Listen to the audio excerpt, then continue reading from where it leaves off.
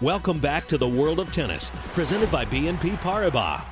Two men after the same exact goals, going about it opposite ways. You had the lefty serve and volleyer, his game based all on finesse. You had the righty ground stroker who crushed everything in sight, and game was built on repetition and physical fitness. It was East versus West. It was Rocky IV playing out in your living room week after week. The rivalry defined the 80s. Lendl against McEnroe. Let's take a closer look.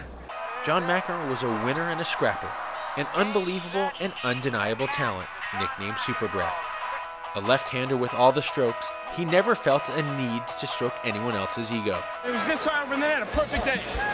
A serve and volleyer, his shot-making artistry enabled him to dominate tennis from 1981 to 1984.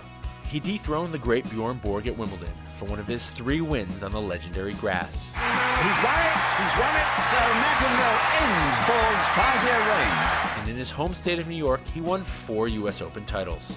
It was his world, and we were all just along for the ride. McEnroe fires his racket to the ground. Love him or loathe him, you watched him. There were times when his 2 or 3 minutes of interruption caused the other player to lose their momentum, and it clearly worked to his advantage. Is it gamesmanship? Is it sportsmanship? Not for me to say. It's not my fault that he has no clue what he's doing. What is it then, Bob? What is it? You know it all. 1984 belonged to John McEnroe, winning 13 tournaments, his 3rd Wimbledon and 4th US Open title, and a startling 82-3 record. But it was his heartbreaking loss in the '84 French Open final, when up 2 sets to love against the Iceman Ivan Lendl, that signaled a transition of Mac's dominance to Lendl's reign.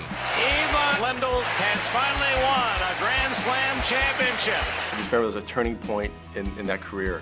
McEnroe sort of stayed the same, and Lendl just got better and better. Lendl was far from unknown, but he did have a reputation for coming up short in big matches, having made it to 6 Grand Slam finals before finally breaking through in Roland Garros. The loss ended McEnroe's 39-match winning streak and was the closest Mac would ever get to a French Open championship. I think there's a huge amount of frustration after that match for John. It was just an up and down, incredible match. And I think that he, at that point, just felt, my God, I don't know if I can beat this guy. I happened to get lucky and win it. And it was great. It was my first major, but I think it changed how people looked at me. Later that year, McEnroe avenged his French Open loss by beating Lendl at the US Open, but he never quite got over that French Open defeat. When you lose that edge, when you're number 10 in the world instead of being number 1, you know, there becomes a certain frustration that you're never ever going to get that back. Lendl's 1985 US Open conquest of McEnroe hoisted him to number 1 in the world, a position Lendl then held for 156 straight weeks, just 3 short of Jimmy Connor's then Open era record. I just sort of remember that domination. It was like power against grace, and the power won. And it just sustained that for the next 5 years, and he just dominated the sport. Returning to number 1 in 1989, he spent a record total 270 weeks at the peak, and he remains the only male tennis player to exceed a 90% winning percentage in 5 different years. Since their respective retirements, the two have gone in opposite directions, with Lendl sitting out the next 16 years with back trouble, while Johnny Mac has been everywhere.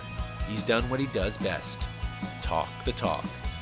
As a tennis broadcaster, and even a brief stint as a late-night talk show host, the entertainer and the intimidator, a rivalry that will live on as one of the best.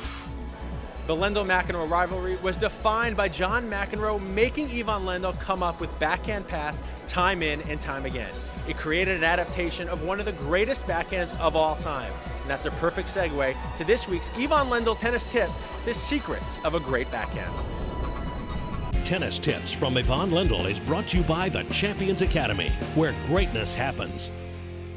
To me, a tennis match is like a puzzle made up of different shots. You need to work on all the pieces of the puzzle in order to control the point, which is the key to the game. Only then can you let the pieces gel together and complete the puzzle to win the match. Hi, I'm Ivan Lendl, and today we're going to work on different backhand shots. For a backhand, you can use 2 kinds of shots. You can hit topspin or you can hit a slice. Topspin is more aggressive shot. Slice is mostly a defensive shot. Whenever possible, the weight should be on the front foot at impact.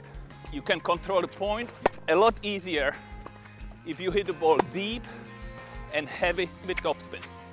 Of course, you have to be able to hit it cross court and down the line as well.